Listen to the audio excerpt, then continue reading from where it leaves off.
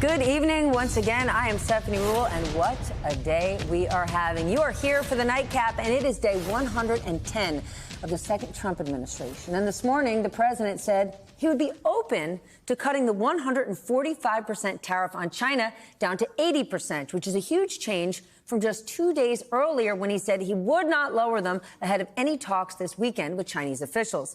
It has been a very long week, starting with an AI-generated image of the president as Pope. He called for a 100% tariffs on movies produced in foreign lands. Canada's prime minister making it abundantly clear Canada is not for sale.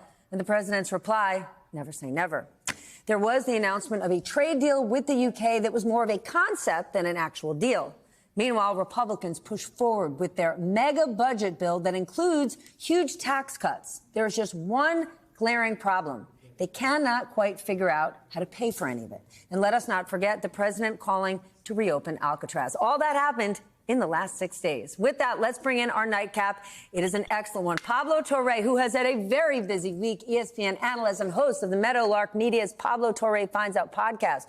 Ron Insana, CNBC senior analyst. Mary Harris, host and managing editor of Slate's daily news podcast, What's Next? And Jelani Cobb, staff writer for The New Yorker.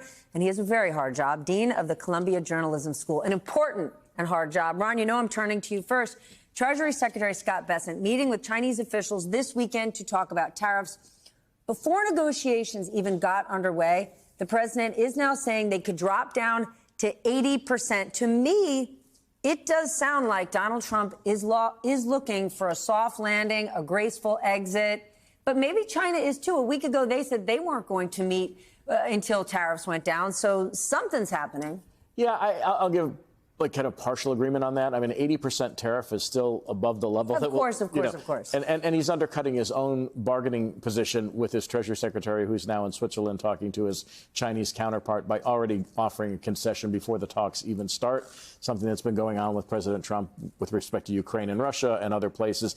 I don't understand it. There might be an opening here. China's economy is contracting, although what's interesting is Chinese exports surged to other parts of the country as they fell 21% to the other parts of the world. Pardon me.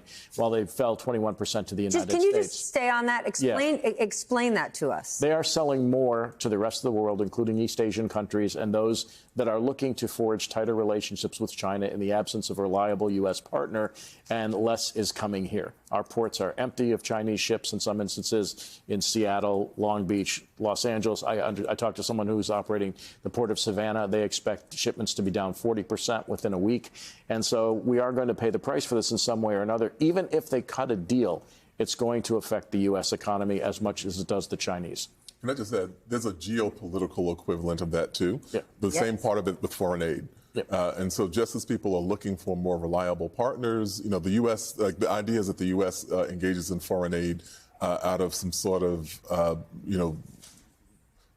silly benevolence or a kind of bleeding heart sensibility, when in fact it is to broker influence. Absolutely. And to create alliances around the world. When that goes away, you leave an opening for other entities, i.e. China, to step in. Soft power. In other words, what I think about all of the time, just the idea that actually when you were in a crisis somewhere else in another part of the world, you thought to yourself, where are the Americans? Where's that flag? Where's the signal that our products that we were also buying and selling were the best in class? And also, these are the people who had a strategy, who had a plan.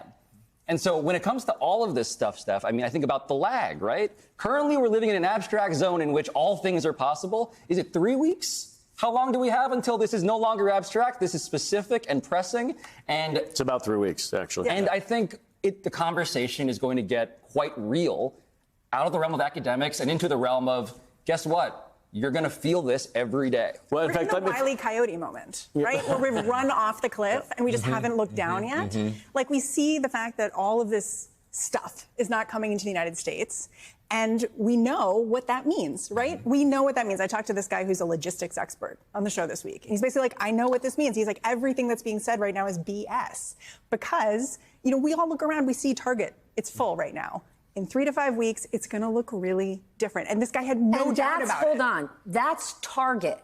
Okay, Target that has an enormous amount of money, that can front load their inventory, that has a sophisticated supply chain, right? Something like 70% of businesses in the United States are small business. They can't get cute with the supply chain. They can't front load anything. So Target or a Walmart or an Amazon, they actually have a cushion, right? There's an element here where they could actually win because they have power, but small and medium-sized businesses, they don't have a chance to go to Mar-a-Lago or call the president or negotiate. They are sitting here panicked. Well, and Trump was asked about small businesses, and he totally blew it off, right? He's like, why are people always asking about the small businesses? I thought we all cared about the small businesses. This has been like a reliable trope of every politician. I was in front of 100 C-level executives yesterday, and I preempted my own speech because I didn't want to come in fully negative out of the gate without getting some audience interaction. And so I asked these C-level executives in a particular part of the country, I said, how many of you are suspending hiring plans and capital expenditures because of the uncertainty that we have right now?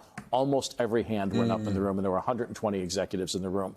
And so these were not small companies, right? So it's happening at every level of our economy. The level of uncertainty is so high right now that businesses are literally frozen in place, and consumers will be in 3 weeks when stuff starts disappearing. Here's the thing. The president is fantastic at controlling a narrative, and he has control of a lot of the media, right? You still hear, I mean, just this week, Josh Hawley was saying that Joe Biden cut off energy production, and I'm thinking, do people actually believe that? But in certain parts of the country, you might believe it.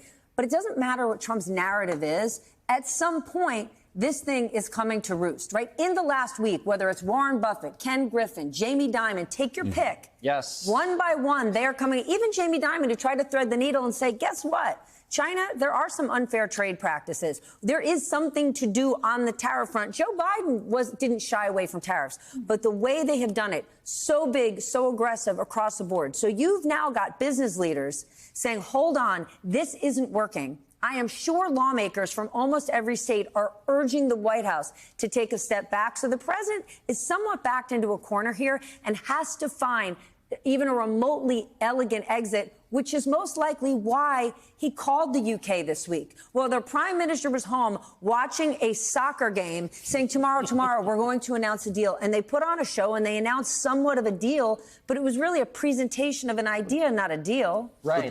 That's how they operate. And so the other thing is that, and typically and ideally, you have a theory that explains what the practice will be.